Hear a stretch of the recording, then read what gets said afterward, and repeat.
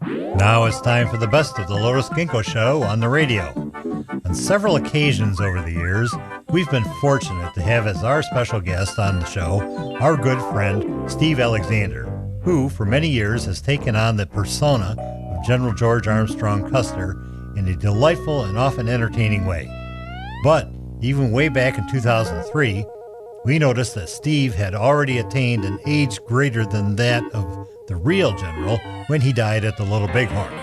Our suggestion to Steve, by way of a top 11 list, was to transition his portraying James Bond, as we happen to know that Steve is a big fan of the Bond movies. Lotus?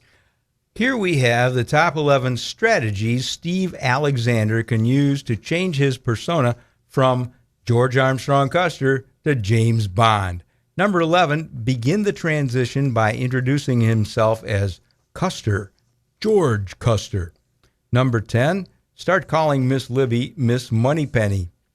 Number 9, claim that he could have won the Little Bighorn handily if only he'd had a laser-equipped, nuclear-powered helicopter.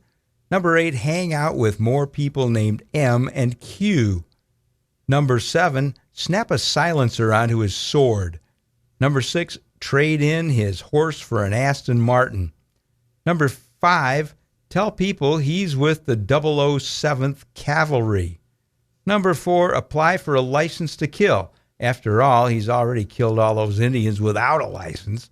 Number 3, exchange his arrow shirts for Van Heusen's.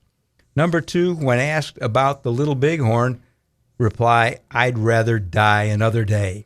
And the number 1 strategy Steve Alexander can use to change his persona from George Armstrong Custer to James Bond, 6 words, Bond girls, Bond girls, Bond girls. Watch the Lotus Ginkgo Show on Monroe Public Access Cable Television, Thursdays at 7:30 p.m. and Fridays at 11:30 a.m.